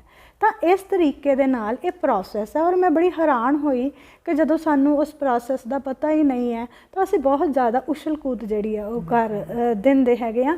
ਤਾਂ ਉਹ ਇਹ ਸਾਰਾ ਕੁਝ ਚੱਲਦਾ, ਹੋ ਸਕਦਾ ਵਿਸ਼ਿਆਂ ਦਾ ਦੁਹਰਾਓ ਹੁੰਦਾ ਹੋਵੇ ਕਿਤਾਬ ਦੇ ਵਿੱਚ, ਹੋ ਸਕਦਾ ਆ ਤੁਹਾਡੀ ਜਿਹੜੀ ਲੈਂਗੁਏਜ, ਹਾਂ ਲੈਂਗੁਏਜ ਤੋਂ ਮੈਨੂੰ ਇੱਕ ਗੱਲ ਯਾਦ ਆਈ ਕਿ ਜਦੋਂ ਮੈਂ ਐਜ਼ ਜਿਊਰੀ ਮੈਂਬਰ ਸੀ ਤਾਂ ਇਹ ਸਭ ਨੂੰ ਗਿੱਲਾ ਰਹਿੰਦਾ ਆ। ਤਾਂ ਹੁਣ ਮੈਂ ਨਾਂ ਨਹੀਂ ਲੈਣਾ, ਤਾਂ ਇੱਕ ਜਿਹੜੇ ਸੀਗੇ ਨਾ ਉਹਨਾਂ ਨੇ ਮੈਨੂੰ ਮੈਸੇਂਜਰ ਕੀਤਾ ਕਿ ਤੁਸੀਂ ਮੇਰੀ ਜੀ ਕਿਤਾਬ ਪੜ੍ਹੀ ਨਹੀਂ ਹੈਗੀ, ਹੈ ਨਾ। ਤਾਂ ਮੈਂ ਨਾ ਕਿਤਾਬਾਂ ਵੇਖੋ, ਜੇ ਸਾਨੂੰ ਉਹਨਾਂ ਨੇ ਪੈਸੇ ਵੀ ਦੇਣੇ ਸੀਗੇ ਐਜ਼ ਏ ਜਿਊਰੀ ਮੈਂਬਰ, ਮੈਨੂੰ ਉਹਨਾਂ ਨੇ $1000 ਸਾਨੂੰ ਦੇਣਾ ਸੀਗਾ ਹਰ ਇੱਕ ਜਿਊਰੀ ਮੈਂਬਰ ਨੂੰ। ਤਾਂ ਕਿਤਾਬਾਂ ਨਿੱਠ ਕੇ ਪੜ੍ਹੀਆਂ, ਅਜੇ ਵੀ ਮੇਰੇ ਕੋਲ ਪਈਆਂ ਆ ਕਿਤਾਬਾਂ ਜਿੰਨੀਆਂ ਵੀ ਸਾਡੇ ਕੋਲ ਆਈਆਂ। ਇਹ ਪੜ੍ਹਨਾ ਔਖਾ ਬੜਾ ਹੁੰਦਾ ਆ। ਤਾਂ ਉਹਦੇ ਵਿੱਚ ਮੈਂ ਫਿਰ ਉਹਨਾਂ ਨੂੰ ਇੱਕ ਕਿਹਾ ਕਿ ਤੁਹਾਡੀ ਜਿਹੜੀ ਵਾਕ ਬਣਤਰ ਹੈ ਨਾ, ਪਤਾ ਨਹੀਂ ਹੁਣ ਉਹਦੇ ਕੋਲ ਗਲਤੀ ਹੋਈ ਕਿ ਕਿਹਦੇ ਕੋਲ ਗਲਤੀ ਹੋਈ। ਤਸੱਲੀ ਲਫ਼ਜ਼ ਨੂੰ ਲਿਖਿਆ ਕਿ ਮੈਨੂੰ ਲਿਖਣਾ ਤਾਂ ਇਹ ਸੀ, ਮੈਨੂੰ ਵੇਖ ਕੇ ਉਹਨੂੰ ਵੇਖ ਕੇ ਤਸੱਲੀ ਹੋ ਗਈ। ਤਾਂ ਉਹਦੇ 'ਚ ਲਿਖਿਆ ਹੋਇਆ ਉਹਨੂੰ ਵੇਖ ਕੇ ਮੈਨੂੰ ਤਸੱਲੀ ਹੋ ਗਈ। ਹੁਣ ਤਸਲੀ ਤਾਂ ਤਸੱਲੀ ਮੀਨਸ ਸੈਟਿਸਫੈਕਸ਼ਨ। ਔਰ ਤਸੱਲੀ ਜਿਹੜੀ ਆ ਉਹ ਸਾਡਾ ਯੂਟੈਂਸਿਲਸ ਹੈਗੇ ਆ ਜਿਹੜੇ ਆਪਾਂ ਘਰ ਦੇ ਵਿੱਚ ਵਰਤਦੇ ਹੈਗੇ ਆ।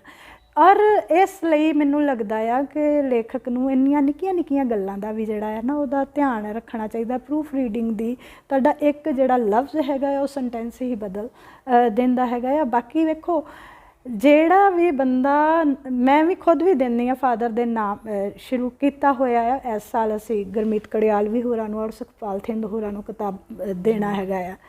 ਤਾਂ ਹੁਣ ਜਿਹੜਾ ਇੱਕ ਪ੍ਰਬੰਧਕ ਹੁੰਦਾ ਆ ਨਾ, ਜੇ ਅਸੀਂ ਜਾਂ ਮੈਂ ਲਾ ਲਓ ਜਾਂ ਬਰਜ ਢਾਹਾਂ ਹੋਣਾ ਲਾ ਲਓ, ਉਹ ਸਿਰਫ ਪੈਸੇ ਦੀ ਇਨਵੈਸਟਮੈਂਟ ਨਹੀਂ ਕਰ ਰਿਹਾ ਹੁੰਦਾ, ਉਹ ਹੋਰ ਵੀ ਬੜੀਆਂ ਨਿੱਕੀਆਂ ਗੱਲਾਂ ਦੀ ਗੱਲ ਕਰ ਰਿਹਾ ਹੁੰਦਾ। ਮਿਸਾਲ ਦੇ ਤੌਰ 'ਤੇ ਜਿਵੇਂ ਬਰਜ ਢਾਹਾਂ ਹੋ ਰਹੀ ਹੈ, ਉਹ ਤੁਹਾਨੂੰ ਇੱਥੋਂ ਲੈ ਕੇ ਵੀ ਜਾਂਦੇ ਆ, ਤੁਹਾਨੂੰ ਠਹਿਰਾਉਂਦੇ ਵੀ ਆ, ਤੁਹਾਡੀ ਹਰ ਇੱਕ ਨਿੱਕੀ ਤੁਹਾਨੂੰ ਘੁਮਾਉਂਦੇ ਵੀ ਆ 10 ਦਿਨਾਂ ਦੇ ਲਈ। ਤਾਂ ਉਹ ਕਿੰਨਾ ਨਿੱਕਾ ਤੁਹਾਡਾ ਧਿਆਨ ਰੱਖ ਰਿਹਾ ਹੈ ਨਾ। ਫਿਰ ਉਹ ਸਾਡੇ ਕੋਲ ਸਾਈਟੇਸ਼ਨ ਵੀ ਲਿਖਾਉਂਦੇ ਆ, ਹਰ ਇੱਕ ਬਾਰੇ ਲਿਖੋ, 8 ਬਾਰੇ ਲਿਖੋ। ਜਦੋਂ ਅਸੀਂ ਸੀਗੇ ਉਦੋਂ ਸ਼ਾਇਦ 8 ਕਿਤਾਬਾਂ ਸ਼ਾਰਟ ਲਿਸਟਡ ਹੋਈਆਂ ਸੀ, ਉਹਨਾਂ ਬਾਰੇ ਫਿਰ ਲਿਖਣਾ। ਔਰ ਭਾਵੇਂ ਸਾਨੂੰ ਪੇ ਹੀ ਕਰ ਰਹੇ, ਉਹ ਪੇ ਤਾਂ ਉਹੀ ਕਰ ਰਹੇ ਆ ਨਾ, ਫਿਰ ਆਪ ਉਹ ਸੋਧ ਲਾ ਕੇ ਲਿਖਦੇ ਆ। ਬਰਜ ਢਾਹਾਂ ਹੋ ਰਹੀ, ਉਹਨਾਂ ਨੇ ਜਦੋਂ ਮੈਨੂੰ ਕਾਲ ਕੀਤੀ ਤਾਂ ਉਹ ਆਪ ਸ਼ਾਇਦ 4th ਸਟੈਂਡਰਡ ਤੱਕ ਹੀ ਉਹਨਾਂ ਨੇ ਪੰਜਾਬੀ ਜਿਹੜੀ ਆ, ਪਰ ਕਹਿੰਦੇ ਕਿ ਮੈਂ ਸਿੱਖੀ ਇੱਥੋਂ ਤੱਕ ਹੈ, ਪਰ ਮੈਂ ਪੜ੍ਹ ਲੈਣਾ ਆ। ਤਾਂ ਉਹ ਮੇਰੀਆਂ ਕਹਾਣੀਆਂ ਦੇ ਵਿੱਚੋਂ ਨਿੱਕੀ ਨਿੱਕੀ ਗੱਲ ਜਿਹੜੀ ਸੀਗੀ, ਉਹਨਾਂ ਨੇ ਡਾਇਲੌਗ ਕੀਤਾ ਮੇਰੇ ਨਾਲ, ਤਾਂ ਮਨ ਨੂੰ ਵਾਕਈ ਤਸੱਲੀ ਨਹੀਂ ਹੁੰਦੀ, ਤਸੱਲੀ ਹੋਈ ਕਿ ਵੇਖੋ ਇਹ ਬੰਦੇ ਸਿਰਫ ਸਾਡੇ ਤੱਕ ਹੀ ਨਹੀਂ, ਸਿਰਫ ਅਸੀਂ ਜੋ ਇਹਨਾਂ ਨੂੰ ਕਰਕੇ ਜਿਊਰੀ ਮੈਂਬਰ ਜੋ ਕਰਕੇ ਦੇ ਦਿੰਦੇ ਉੱਥੋਂ ਤੱਕ ਹੀ ਨਹੀਂ ਰਹਿੰਦੇ, ਉਹਨਾਂ ਦੀ ਭੈਣ ਵੀ ਪੜ੍ਹਦੀ ਔਰ ਉਹ ਵੀ ਪੜ੍ਹਦੇ ਆ।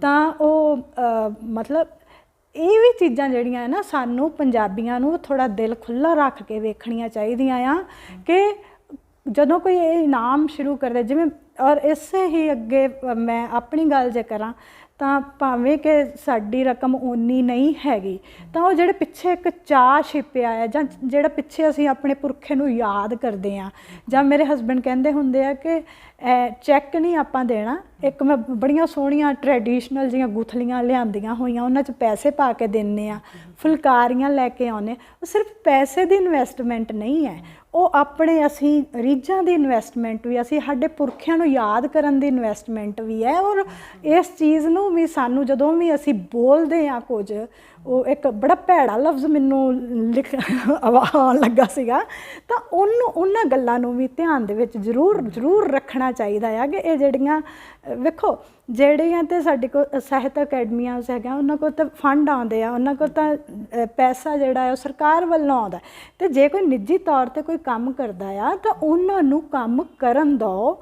ਉਹਨਾਂ ਨੂੰ ਖੁੱਲ੍ਹੇ ਦਿਲ ਨਾਲ, ਉਹਨਾਂ ਕਿੰਨੀਆਂ ਕੀ ਹੇਰਾਫੇਰੀ ਕਿਸੇ ਨੇ ਕਰ ਲੈਣੀ ਹੈ, ਠੀਕ ਹੈ ਨਾ। ਤੁਸੀਂ ਮੈਨੂੰ ਇੱਕ ਗੱਲ ਦੱਸੋ ਕਿ ਲੇਖਕਾਂ ਦੇ ਨਾਲ ਐਂ ਕਰਕੇ ਉਹ ਕਰਕੇ ਕੀ ਹੇਰਾਫੇਰੀ ਕਰਦੇ ਹੋਣਗੇ ਨਾ। ਵੇਖੋ ਇਹ ਮੇਰਾ ਆਪਣਾ ਤਜਰਬਾ ਹੈ ਐਜ਼ ਏ ਜਿਊਰੀ ਮੈਂਬਰ, ਜਿਨ੍ਹਾਂ ਨੂੰ ਅਸੀਂ ਜੋ ਵੀ ਰਿਜ਼ਲਟ ਅਸੀਂ ਉੱਪਰ ਬਣਾ ਕੇ ਭੇਜੇ, ਉਹਨਾਂ ਨੂੰ ਹੀ ਉਹਨਾਂ ਨੇ ਇਨਾਮ ਦਿੱਤੇ, ਅਤੇ ਸਾਡੇ ਨਾਲ ਤਾਂ ਕਿਸੇ ਨੇ ਸੈਟਿੰਗ ਨਹੀਂ ਕੀਤੀ, ਤਾਂ ਫਿਰ ਅਸੀਂ ਕਿਵੇਂ ਮੰਨ ਲਈਏ, ਠੀਕ ਹੈ ਨਾ। ਪ੍ਰੇਮ ਮਾਨ ਹੋਰੀ ਸਾਡੇ ਚੇਅਰਮੈਨ ਸੀਗੇ, ਔਰ ਉਹ ਪੂਰਾ ਬਕਾਇਦਾ ਜਿਹੜਾ ਸੀ ਉਹ ਵੇਖਦੇ ਸੀਗੇ, ਔਰ ਉਹਨਾਂ ਵੀ ਕਿਤਾਬਾਂ ਜਿਹੜੀਆਂ ਸੀਗੀਆਂ ਉਹ ਪੜ੍ਹੀਆਂ।